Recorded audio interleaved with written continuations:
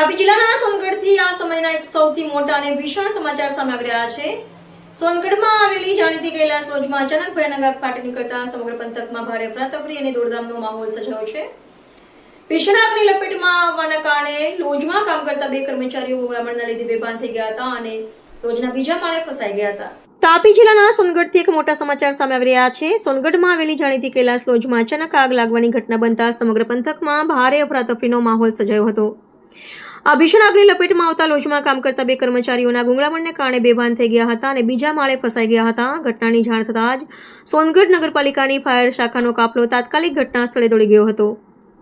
આગની તીવ્રતા જોતા ફાયરના જવાનોએ યુદ્ધના ધોરણે બચાવ કામગીરી શરૂ કરી હતી। બીજા માળે ફસાયેલા અને બેભાન થયેલા બંને કર્મચારીઓને કોઈ પણ ઈજા ન પહોંચે તે માટે ફાયર વિભાગે નીચે ખાસ સેફ્ટી નેટ પકડી રાખી હતી અને અત્યંત સાહસપૂર્વક બંનેનું રેસ્ક્યુ કરી નીચે લાવવામાં આવ્યા હતા। ત્યારબાદ તાત્કાલિક ધોરણે બંને ઇજાગ્રસ્તોને 108 મારફતે સોનગઢ રેફરલ હોસ્પિટલ ખાતે સારવાર અર્થે ખસેડાયા હતા। ફાયર ફાઇટરોએ ભારે જહેમત બાદ આગ પર સંપૂર્ણ કાબુ મેળવતા સ્થાનિકો અને નગરજનોએ રાહતનો શ્વાસ લીધો હતો।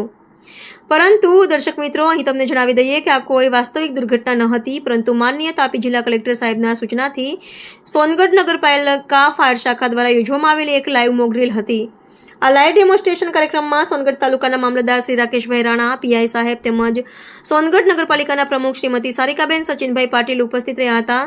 તેમની સાથે ઉપપ્રમુખ શ્રી પ્રકાશભાઈ ગામિત, કારોબારી અધ્યક્ષ શ્રી હેતલભાઈ મહેતા, બાંધકામ અધ્યક્ષ શ્રી આશીષભાઈ શાહ અને ફાયર સમિતિના અધ્યક્ષ શ્રી રણછોડભાઈ બાબુભાઈ ગામિત સહિત નગરપાલિકાના કોર્પોરેટરો, મહિલા પ્રતિનિધિઓ તેમજ જિલ્લા અને નગર સંગઠનના હોદ્દેદારો મોટી સંખ્યામાં હાજર રહ્યા હતા।